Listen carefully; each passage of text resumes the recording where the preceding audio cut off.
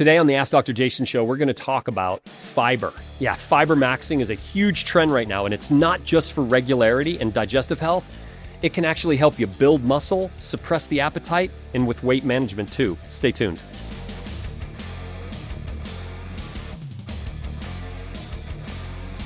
Welcome back to the Ask Dr. Jason show. I am Dr. Jason. As always, I'm joined by my friend and co-host, Brian Casuto. Please press the subscribe button and follow buttons on TikTok, Instagram, YouTube, Spotify, Apple Podcasts, Facebook, and all of the social media platforms. Please know that when you like, follow, and share, our content gets spread a little bit wider, and it'll help people, just get better information and hopefully help keep you healthy. So how's it going, brother? It's going great. I'm excited for today's show. Yeah, man, it's an important topic, and it's one that's so simple. It's almost like this forgotten thing, but it's become incredibly popular. I know. By the way, before we jump into fiber, Yeah.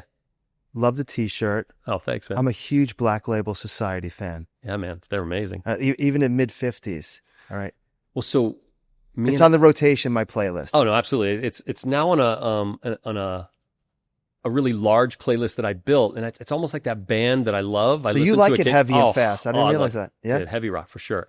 So me and a good buddy of mine from high school, we just recently went to a festival. Okay. Where we saw Black Label Society live. What that's where festival is that? It was called Welcome to Rockville. It was actually at the Daytona Speedway in the center. It was crazy. How'd they sound? Dude, they sounded amazing. Really? Dude, he killed it.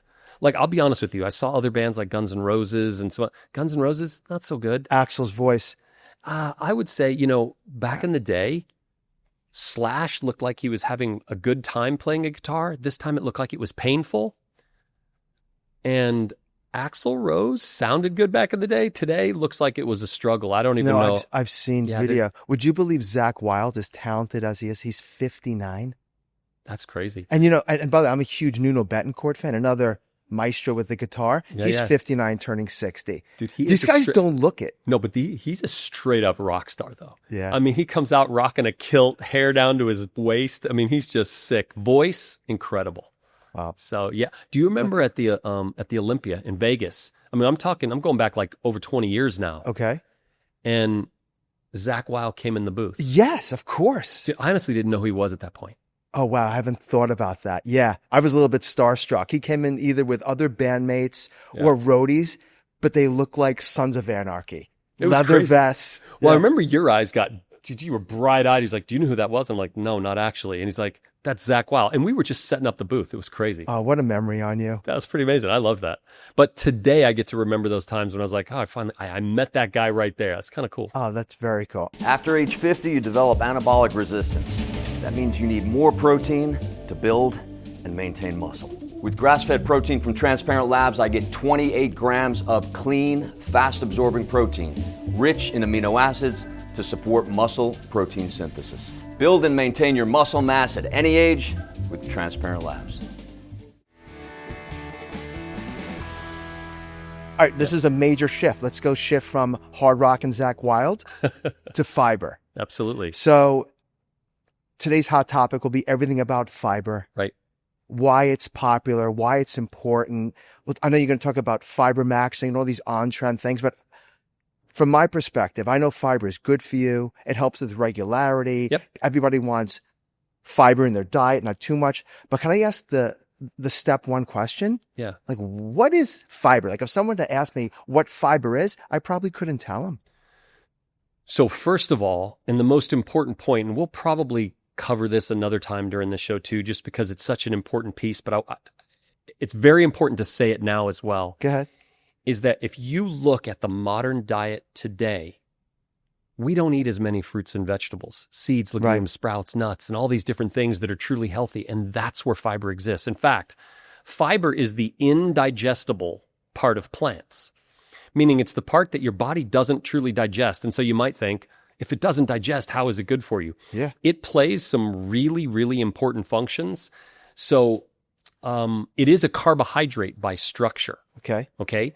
But it's not, don't confuse it with like simple carbohydrates, things like sugar or fast burning carbohydrates that contribute to blood sugar spikes and insulin spikes. Instead, fiber is almost the exact opposite. While it is a carbohydrate, it works completely differently.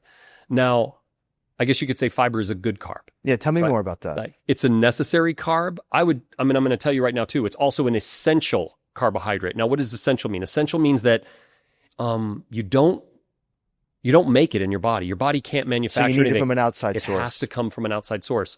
And is the structural parts of a plant. So when you talk about fruits and vegetables not being in a diet, and we're shifting all that diet focus to like things in a box, can, a freezer bag, when we get through with today, you're going to understand why people are sicker and don't feel good. But if you add back fiber, you can improve your health overnight, literally. I mean, you can make yourself feel better. I mean, talk about energy production. You can even build muscle. I know that's something we're gonna go at, but I mean, I'll get to there in a second. Really? But Now it's that I did actually not really know. cool. So anyway, fiber, truthfully, it's something that we're lacking in our diet today, but it's an important focus. And so this trend of fibermaxxing, I'll be honest, in the last couple of years, it caught me a little bit by surprise that we've gone full circle from fiber was important. We've eradicated fiber from our diet, and now people are going, you know what? We need to add this back. 'Cause I this is remember important. Nicoletta Payne touching on it, that it's on her radar. Oh, Such a- 100%. Well, she was From a talking about buyer's perspective. protein maxing and fiber maxing. Right. Two really important things, and they contribute beneficially to some of the most important diet trends that are out there right now, especially like the GLP-1s and all these other things. They need protein, but fiber becomes increasingly important. So that's great stuff, Jason. So let me ask you, how many different forms of fiber are there? So there are two basic forms of fiber from the structural parts of the plant. Okay. The first is soluble, Right. and then the other is insoluble. And there are some fundamental differences of what they do and how they act. Okay. So what are those key differences with soluble versus insoluble? So soluble fiber is still one of the structural parts of the plant, but it has a different structure. So there are things like pectins or gums, mucilage, fructans, resistant starches. But what's really the most interesting thing about soluble fiber is they dissolve in water and they form a gel. Okay. Okay. So now this gel becomes really important. This gel-like part of the fiber structure helps to slow gastric emptying time, right? So help me out understand that. Okay. So think about when you ever made Jell-O? Sure. It's like this small amount of powder, but when you put water in it, it becomes a big bolus of gel. Right. So the same is true about fiber.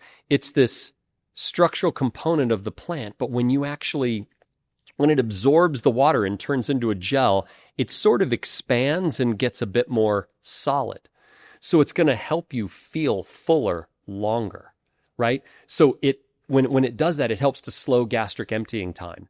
But as you're describing that, It helps with appetite, basically. there's the benefit, but will it also make you feel bloated? So we're going to get to that for sure because we're going to talk about it. But what's really important about that, yes, if you don't have a lot of fiber in your diet right now, Right. and you start introducing a lot of fiber all at once, it is possible to Sure. get gas and bloating and things of that nature. That makes sense. So we'll say it again in a few minutes, but there are some instructions that I give with people on fiber is that you only want to increase maybe 3 to 5 grams per day, but do it over a 2 to 4 week period of time to get to that ultimate level that you want to hit of 25 to 30 grams of fiber a day. Don't try to do 25 to 30 all at once, especially if you're not regularly consuming that's really fiber. good advice. Right? And it'll help minimize, if not almost eliminate, some of those challenges of bloating and gas. But we'll get to that for sure. But Right, good to know. one of the most important things that I think about fiber, other than slowing gastric emptying time, it delays glucose or sugar absorption into the blood. Oh, Now, why is that important? It helps to stop sugar and insulin spikes. So let me give you an example of this, though. If you drink orange juice, that is a sugar bomb. Okay. As soon as you drink it, literally, your blood sugar is going to rise. And it's definitely going to cause a sugar spike and then subsequently a crash. right. If you eat the orange the way that nature intended it, it has all those pectins and stuff inside the orange, and it slows down the absorption of that sugar. So when you consume the orange, you're not going to get as much of that sugar as fast. So it's a much more controlled release of sugar. So if you do juicing, you're not getting the pectins No, compared to eating the fruit? well, it depends on how you do your juicing. Do you blend it and make a smoothie with all the gel components of the plant, or do you extract the juice from the plant fiber? Yeah. See, if you The use latter most times. most times people use the latter. So that, for example, when you do a juicer, because it's a great question, when you juice, you have all that stuff left over. Right. That's all the fiber. Oh, And we literally throw it away. So when you go to a juice bar and they make you that wonderful juice, that beet, celery, carrot, apple, all those different wonderful juices, The challenge is that what people don't understand is that you've removed the fiber and now it's a sugar bomb. You got to ask for the residue. No, well, you can honestly, adding back some of the fiber, what a lot of people do with that fiber waste when you juice is you actually can use it in baking. Like you can put it into banana bread or to other types of bread. I never heard of this. Oh, yeah. No, without it, you take that fiber and you actually add it back to different breads. That's very cool. So that you can increase your fiber intake. But literally what you're throwing away is probably one of the most valuable assets for sure. Wow, I did not know that. Okay. Now, soluble fiber also acts as a prebiotic. So the prebiotic, so part of the soluble fiber acts as a prebiotic. So it's what what you feed the good bacteria that live in the gut microbiome. When healthy bacteria eat this prebiotic fiber or consume it, how they do so is through fermentation. They ferment the fiber. And that's part of where some of the gas or bloating comes from, is that if you eat too much fiber, these bacteria are starving for fiber. You finally introduce it, and now they get all excited and they have basically a feast. And it'll create some gases and some other things because they ferment the fiber to consume it. Okay. But when they're nourished by this fiber, this soluble fiber, they produce things called short-chain fatty acids. Yeah. Now, short-chain fatty acids do some really important things in the body. They're also known as postbiotics. So this postbiotic, the short-chain fatty acids, increase nutrient absorption. So when you're talking about taking vitamins or extracting nutrition from the food we eat, it'll increase the absorption, decreases inflammation in the body. It also helps to support immune function, metabolic function, because it helps to control blood sugar spikes. Really, really important. One of the other things it does is it can help support cardiovascular health by reducing some of the bad cholesterol from reabsorbing. So fiber plays like a ton of different roles. So could I ask, so with those benefits of pre and postbiotics, with the proper or adequate amount of fiber in your diet, would you not need to take a probiotic every day or a symbiotic? So so that's a really good question. If your gut microbiome is flourishing with teeming with healthy bacteria. Tier 1. You're doing really well. Simply eating a probiotic that will eventually help your gut microbiome produce a lot of these postbiotic compounds and so forth. Theoretically, if you're eating correctly, taking a probiotic supplement may not be necessary. But let's be practical here. Let's be truthful. We're not eating the way that we should. We're not eating enough fruits and vegetables, seeds, legumes, sprouts. We're not eating the things that are so important for digestive health and well-being. You need the supplement. You definitely do. But here's another problem. We're also taking medications, things like antibiotics, birth control pills, statin drugs, antidepressants, and all these things disrupt or interact with the gut microbiome in a negative way. Okay. So taking a probiotic supplement still becomes very important, but this fiber will help nourish the bacteria that's there and will help this gut microbiome kind of reset, rebalance, and nourish it really well. So what's there is going to be healthy. Really good to know. Absolutely. So insoluble fiber is very different and has, like, you know how I said soluble fiber helps to slow down gastric emptying, slows down the digestive system so that you can absorb nutrients. Insoluble fiber does not dissolve in water, does not create a gel. It adds bulk to the diet. Okay. It'll add bulk to the fecal matter. In other words, it'll help motivate regularity. So if you're constipated, insoluble fiber becomes more important. If you have diarrhea, soluble fiber becomes more important because it slows things down. Insoluble fiber will speed things up. So insoluble fiber are things like lignans and cellulose. Cellulose is plant fiber. It's the structural matrix of what makes up a plant. Okay. Or hemicellulose, also the structural framework of the plants, just slightly different. So they definitely have different purposes, and we'll cover that in more detail for sure. The difference between soluble and insoluble fiber is important, and as we go through this today and break it down, I think it's going to become abundantly clear as to the differences. But it's important to note that both of these fibers help with appetite control or satiety. Right. And can be great tools for weight management. They support cardiovascular health and metabolic health, helping to control those sugar spikes. Those are such important need states. Oh, 100%, without a doubt, especially the way society is eating today. Okay, so help me understand more about Fibermaxxing. Right. What is it? Why is it so popular? Okay, so I think that Fibermaxxing as a trend is this full circle acknowledgement that we have screwed up our diet, right? People are focused more now, especially the Gen Z. Like remember we talked about in the episode about alcohol, that Gen Z is consuming 85% less alcohol than the previous generations. They're aware. They're aware of the problems now. There's more availability to science and information. And so people are focusing more on getting healthy and what can they do to take accountability for their health. And we're realizing that we have done a grave disservice to our diet. I mean, we've shifted from eating real food to things in boxes, cans, freezer bags, and other things. And you also have to understand is that in order to counteract a lot of these missteps that we've made in our diet, we've created all these crazy diets. Like, we eat less carbs, eat no carbs, eat more fat, eat fat-free, eat more protein, which is a really common and an important trend today. And all of which are extremes. They're total extremes because you're trying to compensate for this completely out of focus or this uneven diet habits that we've created. Eat all meat, eat all plants, go vegan, no dairy, eat milk, whatever. I mean, all these extremes come out of a recognition that when you recognize a problem with a diet, like let's say if you're eating a ton of sugar, what are you going to say? Don't eat sugar. Of course. Causing a problem. So you're going to say no sugar. When in fact, if we were eating sugar the right way, as part of fruits and vegetables, with the fiber as part of it, we wouldn't have the sugar spikes because it would be slow to absorb into the body. But instead now we refine it, make it like supercharged. As soon as you have it, it hijacks your entire metabolic system. And it actually gives you a trigger in the brain and gives you like that dopamine hit because you feel instantly high on sugar. And all of a sudden now you're addicted to the food. Well, now we're going full circle. So shifting away from these extremes is really important because moderation should be the goal. With all of these extreme diet trends, it made it hard for people to comply with these diets. And so what happened is these food engineers, they went to work. They're like, well, we can solve for that.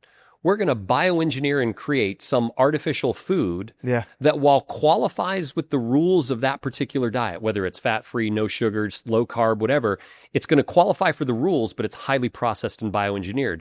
And the more that we go down this road, the further away from whole food eating that we've got. Like all in the day, Atkins, 100%. Packaged goods, Dude.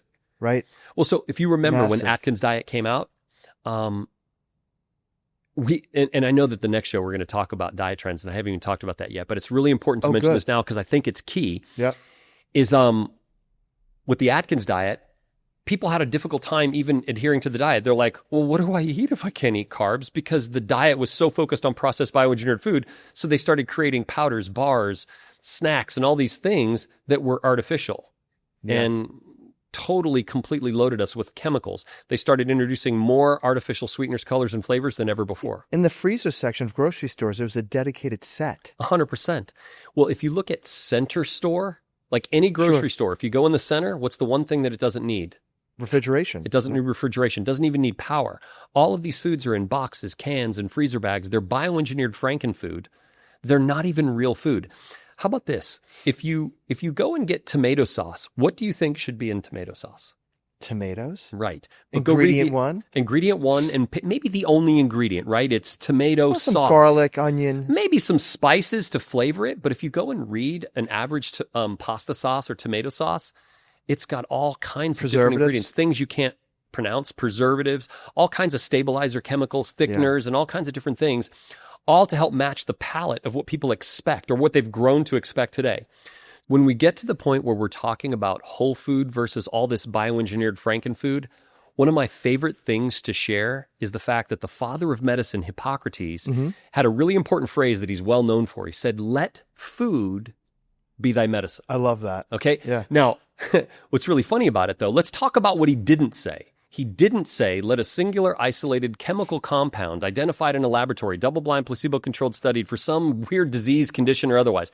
He didn't say that. It's the best. But that's what we're doing in society today. We've got all these compounds and chemicals and biohacks. It's so true. Dude, we're trying to manipulate the body and push back against biology. And guess what? Biology's going to win. Yeah. We're going to end up with metabolic diseases and things that we can't treat or hard to treat or have to be on medications for the rest of your life. Big Pharma loves it. But I'll tell you what would serve you best is to really take a deep, really intense look at your diet and adjust because you'll be healthier as a result. I'll give you an example.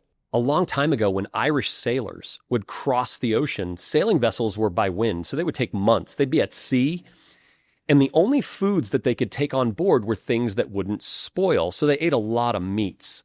And they did so in the form of confit. So they would store these meats in their own fat because they didn't have refrigeration. So the meats wouldn't spoil. Right. Because taking fruits and vegetables and things of that nature were not possible. They would spoil, expire, and they wouldn't have them. So these Irish sailors, they got the name limey.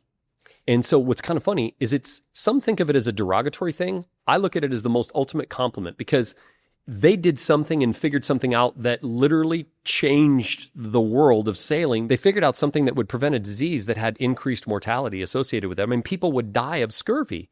Today it doesn't exist because they found something, they saw something, and they were eating something. Yeah. And I remember they were eating excessive amounts of citrus fruits, right? Lemons, Absolutely. limes. Specifically limes. And so what's interesting is they would eat these limes and then they wouldn't get scurvy. So let's fast forward to what our modern society would do with that information. Okay. They would go, okay, what's in a lime? Good question. It's fine. But what you do with that question is the problem. They say, okay, what's in a lime? They look at a lime and they analyze it. And they find out that it has a lot of vitamin C. So they extract the vitamin C, throw the lime away. There you go. Then they take the vitamin C and sure enough, it had an impact on scurvy. So they're like, all right, you know what? We now want to establish a recommended daily allowance on how much vitamin C you should take so that you don't get scurvy. Researchers then go a little bit further down the road and they said, you know what else is in a lime? And then they would look and they would find bioflavonoids. Yeah. And then they would find out research that when you add bioflavonoids to vitamin C, it works better. Yes. Then they would say, okay, you know what? Let's look at this a little bit more. That's actually in the skin. It's The actually the white pulpy- peely stuff, Yeah. not the outer skin where the pungent compounds are. In Right. fact, that's where they can make some really powerful cleaners. Okay. So you don't want to eat the oils of the outer skin, but the white fleshy stuff that isn't Right the on top fruit. of the fruit? Yeah, right on top of the fruit. Yeah. That's where the bioflavonoids are. So what the researchers also found out was that there's other flavonoids, things like rutin. Yeah. So then they would go vitamin C plus bioflavonoids plus rutin. That would even be better. Yeah. If you asked a real whole foodie nutritionist scientist today, they would say, you know what, you should probably skip all that and just eat the lime. So we go full circle. Right. We reduce it to this isolationist theory. We identify these individual compounds. It's the orange example. Dude, it's crazy. Yeah. Why should we do that? We should eat the fruit. Yeah. So my doctoral dissertation was on whole food nutrition. That's I why know I'm so this. passionate. Right. So for me, it's all about the whole food, right? It's all about how these foods deliver not only, and forget about fiber just for a second, let's depart. It's all the vitamins, minerals, micronutrients, enzymes, all these things that fruits and vegetables, living fruits and vegetables have that are so, so incredibly important. Okay. So what are the best food sources for adequate amounts of fiber? Okay, so when it comes to soluble fiber, oats Yeah. are one of the top, but I have a warning about oats. Okay. Okay. You want to make sure that don't use quick oats. Don't use Why is quick oats that? or instant oats. Well, because what they've done is they've refined it down and made it easier for it to swell up and become oatmeal or something of that nature when you heat it up. And as a result, it metabolizes quicker in the body. You digest it or you break it down a little faster and you can get sugar spikes. Oh. So you definitely can get sugar or insulin spikes. So I always tell people as a precaution, be careful with oats, but they are a great source of soluble fiber. Okay. Legumes, things like black beans, lentils, and chickpeas are really good. Fruits Yes. like apples with the skin. Don't cut off the skin. It's a really important piece of the puzzle. Avocados, believe it or not. Really? Citrus, bananas. Vegetables like carrots, sweet potatoes, and broccoli, or seeds like chia or flax seeds. Now, Yeah. when it comes to chia and flax seeds, you want to mill them. If you eat whole chia or flax seeds, they're going to come out the same way they went in. Oh, yeah. So you want to mill them and break them down so that you can access that really important soluble fiber. Oh, Now, wow. Okay. for insoluble fiber, whole grains, things like wheat bran or brown rice, or vegetables like cauliflower, green beans, leafy greens, kale, spinach. Yep. Fruits with edible skins like apples or pears. Okay. Nuts and seeds, things like almonds, walnuts, really, really important. Awesome. So I know you touched on before the benefits to gut health, but dive in a little bit more about how fiber is good for digestive health overall. Absolutely. So there are parts of the fiber, as I mentioned earlier, called soluble fiber, and these are known as prebiotics. Prebiotic fiber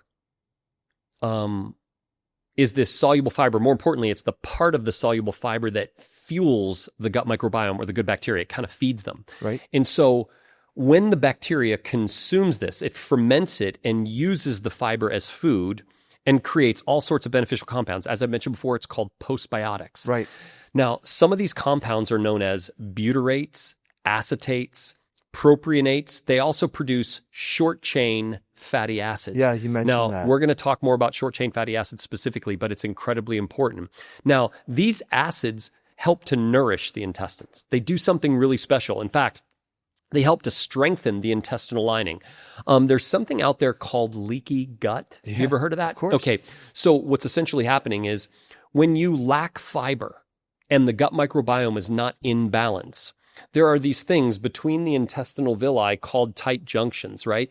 It's kind of the intestinal lining. And when inflammation happens as a result of a diet loaded full of garbage, there can be breaches in this intestinal lining, leading to something called leaky gut. And what that does is allows compounds that should not be in the bloodstream. And your body can produce all kinds of reactions, immunological reactions, and lead even to things like autoimmune response. I was going to say, like, could leaky gut potentially worsen into Crohn's or colitis? So, yes, definitely. Crohn's and colitis is the result of what happens when all this inflammation is out of control and the body's immune system starts attacking its own cells. Wow. So it's kind of like that link. Not fun. Not everybody is going to deal with that, but Right. a lot of us, because of this modern diet, have some degree potentially of leaky gut.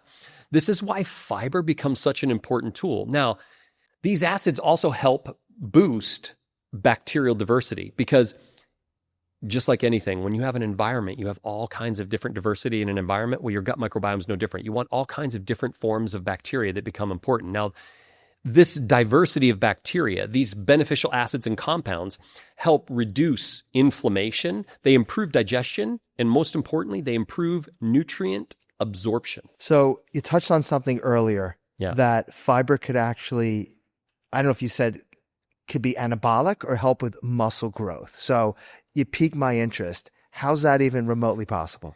Yeah, man. Honestly, this is something that I fell in love with because there's actually research that backs this. I mean, really profound wild. research. And they did it specifically on men over 40. I'll explain it in a second. But when we start to go full circle back into a healthy diet Right. and add fiber back, there are some really cool changes that happen with body. Now, published in the National Institute of Health, there's research on adults over 40 that showed and revealed that there is this gut muscle axis. Okay. Now, it revealed something that actually kind of blew me away, but makes total sense when you get right down to it, is because in order to grow muscle, you got to feed muscle. Sure. When we're highly processed, we're losing part of what feeds our body, which our gut microbiome is such an important part of that. So nutrient absorption, things of that nature. Believe it or not, with fiber, when you slow down absorption, when you're consuming protein, you're now going to make better use of those amino acids. So it's really cool. But in this research, they found a direct correlation at a higher intake of fiber led to increased lean body mass, greater skeletal muscle strength, Wow. lower risk of age-related muscle decline. In other words, as we get older, there's something called sarcopenia. I know we talked about it in relationship with Yes. GLP-1 and Yes. stuff like that, but as we age, we lose muscle tone. But what was really key was the idea of increased grip strength. Really? So when they were doing this research, they found that when they increased fiber, they were getting better nutrient absorption, but they were able to be stronger, which makes a lot of sense because all the nutrients are flowing better, your metabolic health is better, everything is responding better in the body. Blew me away, actually. Did these studies mention, was it excessive amounts of fiber to get these benefits or moderate? No, it's actually just simply adding back fiber in where it should be. Okay. Like literally going back to the way we should be eating. Just incredible. So how does fiber do this specifically? Okay, so when you're adding back the fiber, there are some things that happen. I've already kind of explained them briefly, but let's go into a little bit more detail here, right? It improves metabolic health. It slows blood sugar and insulin spikes. If you control for blood sugar, your body's metabolic health is better, and so therefore all these other metabolic functions are going to work better. Now, it slows, if not stops. Now, this is crazy. It slows, if not stops, the accumulation of fat in the muscle. Wow. So like when we're eating a nice ribeye or something, we like the marbling. In our own muscle, not so much, right? Like you want to stop fat accumulation in the muscle. Supports healthy appetite, curbs cravings. So because it slows down digestion, helps to deal with appetite, a lot of the cravings for the bad foods, the sugar-rich foods, the starches, so good to know. it helps to slow it down and control that. Turns down the food noise. Yeah. Keep in mind the trend that we're dealing with right now in society were GLP-1s that turn down the food noise. Right. Did you know fiber can help you turn down the food noise? Naturally. Yeah.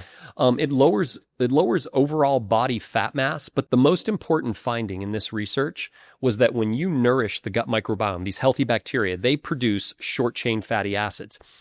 And these short-chain fatty acids help you keep the muscle that you have, but also help you with protein muscle synthesis. So this research clarified that, you know what, if you just eat better, that you could actually grow more muscle. It's when you hear it said that way. So that's a powerful statement. Absolutely. I'm just sitting here listening. To me, this sounds a lot like you're describing HMB. Well, no, I don't want to discredit HMB. HMB is a great tool. Of course. It's a phenomenal tool, and it's a healthy tool. When you said muscle protein synthesis, wow, that's powerful. Because fiber is producing a secondary compound that helps your body do it naturally. So that using HMB, honestly, would become more effective. Right. Right? So you're going to get more out of the HMB. HMB directly helps. Fiber indirectly helps. The two together, unbelievable combination. Okay, so the whole muscle benefit is tremendous. Now, what about its role in weight loss specifically? Oh, absolutely. So fiber is the perfect tool to promote calorie balance and help you not eat too much because it helps you feel fuller longer. It helps control appetite. It slows down digestion, which means in many cases, it's more likely to have better nutrient absorption. Think about this. If things pass through really fast, you may miss some stuff. Okay. If you slow it down, the food that you're eating, your body is going to be able to extract out all of these valuable nutrients much more efficiently. It'll also reduce caloric intake and caloric absorption.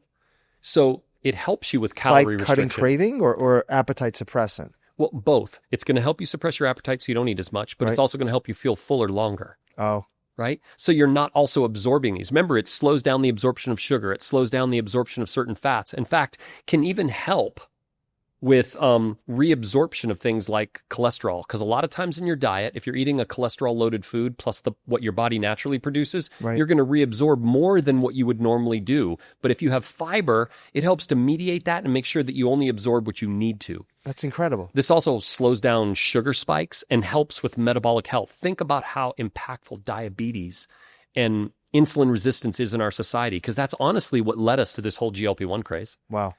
Okay, so it's commonly known but likely overlooked. Fiber helps with regularity, things like constipation and diarrhea. So how does it work specifically for both instances? Okay, so to keep it really simple, when it comes to insoluble fiber, okay, so for people that have constipation, insoluble fiber, remember, it doesn't dissolve in water. It doesn't gel up or anything of that nature. It stays pretty much intact exactly the way that it goes in. So it adds as bulk to your diet. The insoluble side of things like psyllium and what we talked about earlier, will help things move through more quickly. So insoluble when it comes to constipation. Insoluble when it comes to constipation. Got it. Okay, so now with soluble fiber, remember, it dissolves in water, creates a gel-like substance. It helps to slow down the digestive system. It absorbs water, binding loose stool, and it helps with diarrhea.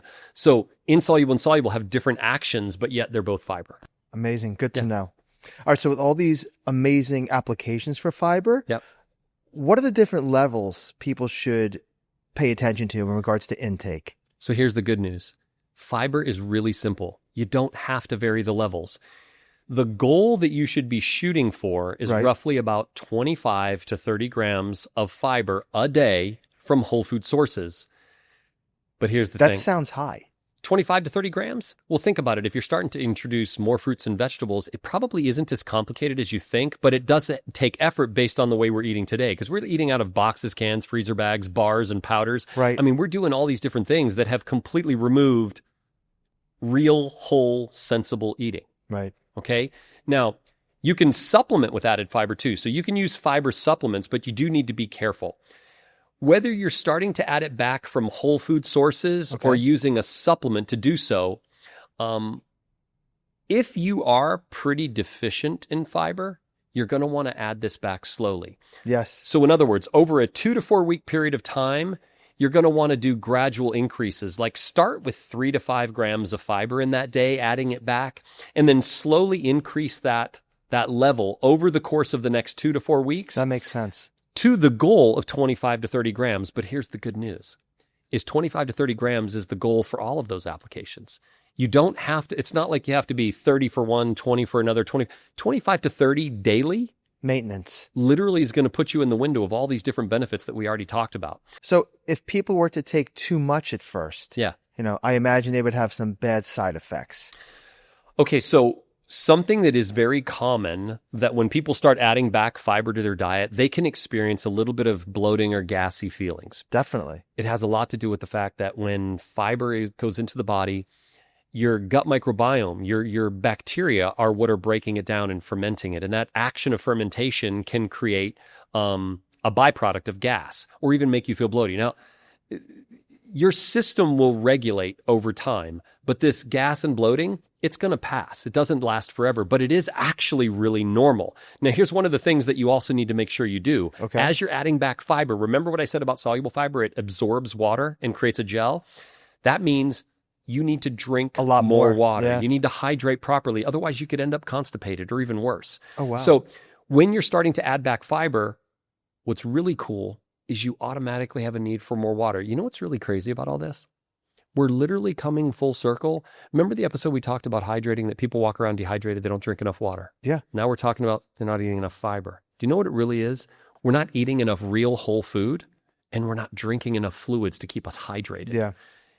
We're just going back to a sensible place of where we should on be. the hamster wheel. Dude, the hamster wheel's crazy, but all these other hacks and all these tricks or things that people are doing, they want to go energy drinks and all these other things to get results, when in fact, if you just ate right, lived right, you're probably going to feel a heck of a lot better. It sure sounds it. I got to tell you, fiber is by far way more amazing than I ever thought. Honestly, but I got to really tell is. you, not only was I not aware, I've been underutilizing it. No, I think, well, most of us do. We're just so trained with processed, bioengineered food, boxes, cans, freezer bags, convenience, simplicity, that we've literally, over the last several decades, completely overlooked it. Because we want food to taste good, and fiber sometimes waters down something that would taste good. But imagine if you just ate fresh fruits, vegetables, seeds, legumes, and sprouts. There's some really amazing flavors and wonderful things in whole foods. We have literally gone so far away that we just need to reprioritize it, because if you add back fiber the way it's supposed to, you're going to live longer, be healthier, and feel better. This was so good. I learned a ton. This is what I reach for on the way to the gym, Aonic Build. It's a 3-in-1 muscle support supplement that makes staying consistent way easier. You get creatine for lean muscle support, HMB to help with muscle retention, and beetroot extract to support strength and power, all in one stick. I love that it has 0 added sugar, no artificial colors, and actually tastes refreshing. It just fits into my routine without overthinking it. No mixing multiple supplements, no extra steps. If you're training and want something simple that supports your goals, this is an easy add to your routine. Easy to throw in my bag, easy to stay consistent with. Okay, Jason, so with today's rapid fire, Yeah. we're going to base it all around fiber, but I want you to dive into food sources. Absolutely. And how it could benefit. Right. Okay. Well, so I love that you're doing this, Bri, because I think if we can give people practical tools of how to look at the foods they're eating and add them back, this is by far and away the best way to do this, is adding Agreed. back the real foods. So Right. I love this. Right. As we typically do supplement focused, 100%. we're going to go food based. 100%. Okay. So fiber related. Here we go. Legumes. All right, so legumes, things What are like, the best sources? okay, so like black beans, pinto beans, kidney beans are all good sources. Now, they're primarily soluble fiber, and they are an excellent source of fiber. Okay. Seeds and nuts. Okay, so flax and chia seeds are really high in soluble fiber. Almonds and walnuts are high in insoluble fiber, but when it comes to the flax and chia seeds, you want to make sure that you mill them so that you can get access to that fiber, because otherwise they're going to come out the same way they went in. Okay. You mentioned that earlier. Okay. Fruits, best sources. Okay, so fruits are a source of fiber for sure. Include the skin for more soluble fiber. I like apples, avocados, and bananas. They also have high nutritional content. Very important. Okay. Best whole grain sources. Okay, so I know we mentioned a little bit earlier, but we're going to give some more quantities here. Okay, so Okay. like oats. Again, be careful. Don't use instant oats or those quick oats or things of that nature, you want to be really careful because they can spike insulin. But oats do have about 4 to 5 grams of fiber per serving. Quinoa, probably one of my favorites. So good. It's really, really good. And it's something that people forget about, but it's really easy to make. It's delicious. And you can make large amounts of it, and it's very cost effective. But it has about 5 grams of fiber per cup. But the cool thing is, naturally gluten-free. Now, brown rice, Okay. very common. Everybody knows it. It's a really good staple. 3 to 3.5 grams of dietary fiber per serving, naturally gluten-free. Less than quinoa. Okay. Yeah, less than quinoa. Now, barley Yeah. is the champion for content and fiber. Now, I know a lot of people, rarely do you even hear anybody making a barley soup, let alone eating it. Right. But barley is a great source. In fact, it has 32 grams of fiber per cup, but it does contain gluten. So for people that are gluten sensitive, you got to be careful. Okay, that's like 6x the quantity of brown rice. 100%. But the cool thing about it is that you can just do a small amount of barley as part of something else that you're doing. You don't have to go for a full cup of barley. You can just add it as a little bit. All right, good to know. Yeah. All right, best source for vegetables. Okay. In my opinion, vegetables are the most sensible and the most likely place that you're going to find your fiber because they're so abundantly there, next to legumes, right? Because they're easy. You can go into the produce aisle and get it for pretty easy. Favorite soluble fiber veggie is a sweet potato, and insoluble fiber veggie is probably a broccoli. Most supplements never reach your cells. They just pass through. BioSneds changes that. Up to 100 times higher bioavailability, clinically proven. We don't just make supplements, we make them work. VerdantNature.com. Good choices. Yeah. Okay. Psyllium husk. Okay, so psyllium husks, a lot of times you're going to hear about that when it comes to a dietary supplement. So in truth, there's a lot of different supplements that have them. It is a source of soluble fiber, and it primarily helps with bowel regularity. So I don't know that you want to add this into your diet as part of your meal, but this is something that you can use supplementally to do certain things. Not my favorite, though. I really prefer acacia fiber better because it ferments more slowly, and you get less side effects like gas and bloating. So staying with supplements, inulin, chicory. Okay, so inulin and chicory, again, is not something you typically would add to your diet, although you can find these compounds in things like artichokes. So it's kind of cool. So if your really? artichokes are a part of your diet, really, really cool. But they are two ingredients that are commonly found in dietary supplements specifically by themselves or added to a probiotic because they're known as a prebiotic. They help to feed and nourish the good bacteria. In fact, the compounds that are inside inulin are known as a fructooligosaccharides or FOS. So you might even see that on the label. And those are prebiotics, again, feed the good bacteria. All right, great information. All right, resistant starches. So resistant starches aren't actually fibers, but they act like fiber. So let me give you an example, like raw potato. Raw potato has type 2 resistant starch. So it can act a lot like fiber, but once you cook it, it kind of destroys the resistant starch approach. Now, I point out the fact that it acts like fiber, but also potato is a good source because there are supplements out there where they're adding resistant starches and they come from potato. So they're really, really good tools, especially in like meal replacement, stuff like that. Very fun. Okay. Okay. From a conventional over-the-counter perspective, Yeah. fiber supplements like Metamucil, Citrusel, Benefiber. What's your take? Okay, so these are definitely not my favorite at all. The goal is they were trying to help people be more regular, and so I totally get it. Metamucil is primarily psyllium, so I don't hate it, but I don't love it either. Citrusel, though, is one that I'm challenged by because it's more of a synthetic methylcellulose. Now, methylcellulose is a structural compound of plants, but they use more of a synthetic version. I prefer using more whole food or whole plant versions. Unless Citrusel's changed anything, that's at least what I know about it today. Benefiber uses wheat dextrin. Again, not my favorite. Yeah. In all these cases, I still recommend acacia fiber and guar gum. There's a brand out there that I like. It's Thorn. And they have a product called Fibermend. It's really quite a good product. Okay. All right. Last but not least, this is a very important one. Yeah. Organic versus non-organic. There's absolutely no question. It should always be organic. If you're going to prioritize fiber and start eating more whole, fresh fruits, vegetable seeds, legumes, sprouts, and all these different really important foods, realize that the farming industry, unfortunately, for higher yield, they're using pesticides, herbicides, chemicals. Not good. They're genetically modifying the plants to do certain things like become Roundup ready so that I have a rule. If bugs won't eat it, why should you?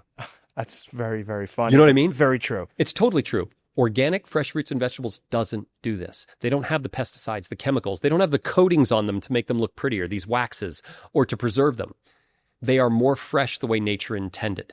Now, when you're in the produce aisle, you're going to want to look at something. There's a PLU, a number that's literally on every fresh fruit or vegetable. Okay. You want to look for that 5-digit code that starts with the number 9. That's how you know for sure it's organic and is certified. Oh, wow. So look for that, because if it's a 4, a 3, a 7, a 5, those are non-organic.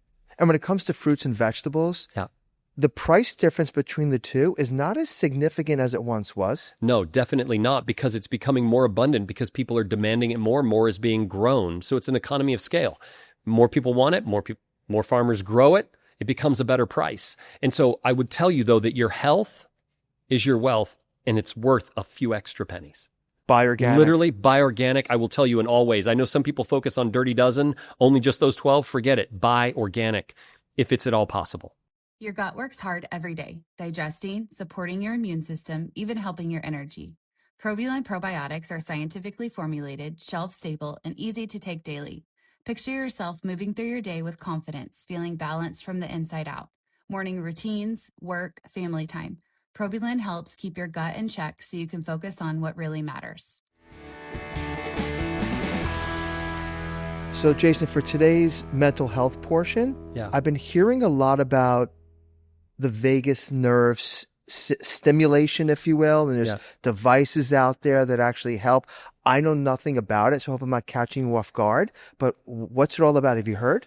So yes, this is a trend that's popping up, but vagus nerve stimulation's been around for quite a while. It has. There's versions of it that are surgical, where they would implant a device in your body, and it's for people that have like epilepsy or neurological disorders, things of that nature. And so they would implant a device that would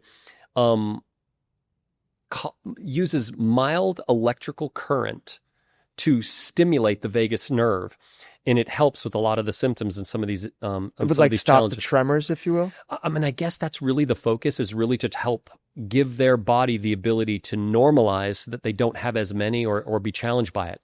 But the trend today, though, is a little bit different, because as we've discussed before, we're seeing such a marked rise in stress, anxiety, an inability to sleep, improper digestion, all kinds of these weird things that are happening because we're so stressed out as a society. So the tech industry has taken what we know about the surgical options, right, and developed these non-invasive wearables. It's almost like a neck brace or a band, if you will. Well, it's like this neck band that when you apply a little bit of this current gel so that you can, maximize the mild you have to put on a impulse. topical? Yeah, you put a little gel on and you put it around the neck, and it rests right on your vagus nerve. Now, your vagus nerve, just to remind everybody, is it goes from the base of your brain all the way through to the digestive system, and it affects every organ system in the body. It's this nerve. It's kind of like this super highway of information.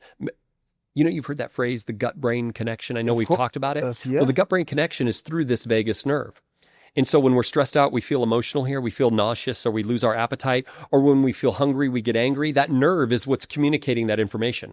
So the research I did, relatively inexpensive, like $200, $300, but the reviews, Jay, people are experiencing incredible results, like immediate. 100%. So vagus nerve stimulation, I believe, could be a game changer for people that don't know how to do things on their own. It's like something. So apparently, now I'll be honest, I haven't tried one yet. I unfortunately have a genetic heart arrhythmia that I've had to deal with my whole life. I didn't know that. Yeah, absolutely. So for me, for people that have heart arrhythmias or AFib or things of that nature, they ought to consult their healthcare practitioner, their cardiologist, to see whether or not a vagus nerve stimulator is something that they should use. They should also do so if they're going to use a TENS unit. Anything that's putting a mild electrical current within the nervous system. I use a TENS for my lower back and other issues. So if you do have an arrhythmia, make sure you check with your doctor. It's really, really important, and get clearance there. So for me, I haven't tried one yet, but reading about this, right? These little devices, they have ones that have a reusable adhesive that rests right on it so that you can sleep with it and so on. They have smart ones that even come on when they feel stress happen, or if you're not sleeping correctly, or if you're tossing and turning, it'll help stimulate the vagus nerve in those moments to where it'll help relax you better and help you to have more restful sleep. Or just before sleep, a lot of people wear them temporarily for a short period of time, and it just resets everything. It helps them relax, calms the anxiety, the stress. Significantly is what I've read. Dude, unbelievable. From what I understand, and again, this is not through personal experience because I can't use one. However, the results are crazy. When you watch some of the videos, people put it on and instantly they're like, oh my gosh, that feels amazing. It's almost like a massage for your nervous system. Yeah. Pretty crazy, but can be completely relaxing. And so I kind of love tech. It's I think incredible. Tech, yeah, no, it is amazing. So there's one out there called a Pulsetto. Pulsetto, yep. Yeah, that one's a little bigger. There's even one, and I don't know the name of it off the top of my head, but there's this little one that has a reusable self-adhesive, and you put it on, and it's really thin, and it goes right on the vagus nerve on one side. So you don't need the gel with that? You do need the gel. Pardon me. No, back up. You don't need the gel because it's an adhesive, and it acts as the gel to enhance the conductivity, right? But it's also one that's so small that you can sleep with it. You don't even know it's there. And it's smart because it automatically will turn on and off or regulate what it does based on what it recognizes. If it notices that you're having some stress, it'll turn on. If it notices that you're tossing and turning, it'll turn on. And then it'll turn off. No way. So, yeah, it's a smart device that you wear while sleeping, and it even tracks your sleep. So these devices could potentially be a game changer for people that, we tell them to do deep breathing and meditation. They're just not, they're not the right candidate for that kind of stuff. Well, guess what? You just sold me, and I do those practices as well. I'm going to buy one. I'm going to try it and report back. Dude, honestly, I'm going to try. I think the self-adhesive one is called Dusk. Okay. It's DUSQ. It's called Dusk. Okay. And I think it's like $200-$300. Okay. It's not, depending. I mean, listen, $200 to $300 is a lot of money.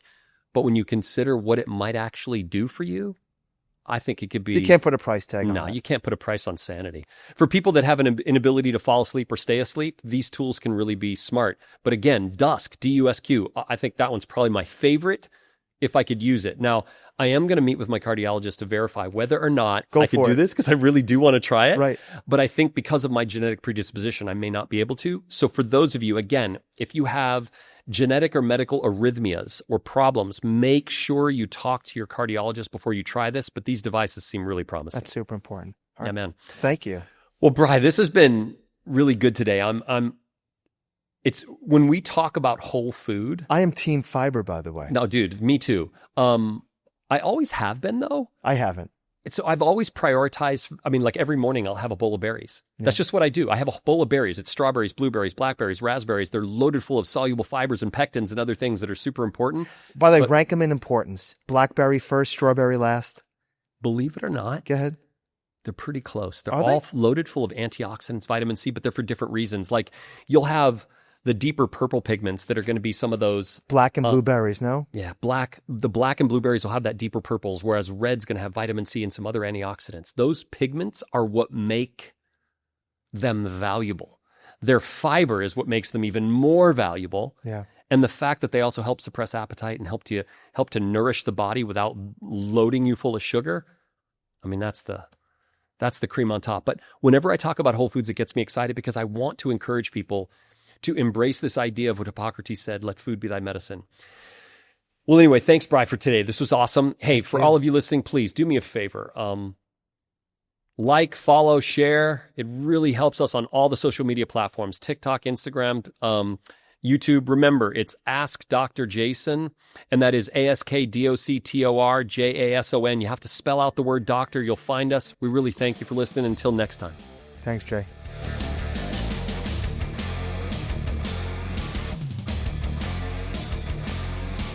Look, guys, life comes at you fast, okay? I'm a new dad, all right? With new responsibilities. I got laundry to do, trying to figure out how this stroller works. I'm changing diapers for days over here. The fuel that fuels me is Aonic fuel. God, that's good.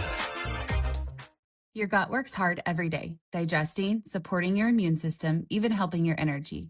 Probiline probiotics are scientifically formulated, shelf-stable, and easy to take daily. Picture yourself moving through your day with confidence, feeling balanced from the inside out. Morning routines, work, family time. Probiline helps keep your gut in check so you can focus on what really matters. The industry celebrates 3 to 5 times better absorption. But absorption isn't bioavailability. Your bloodstream isn't your cells. BioSneds reaches both. Up to 100 times more bioavailable, clinically proven, at a fraction of the dose. This isn't just an improvement, it's different math. Because if it doesn't reach your cells, pure, organic, and expensive don't matter. Look for products powered by BioSneds. After age 50, you develop anabolic resistance. That means you need more protein to build and maintain muscle. With grass-fed protein from Transparent Labs, I get 28 grams of clean, fast-absorbing protein, rich in amino acids to support muscle protein synthesis. Build and maintain your muscle mass at any age with Transparent Labs.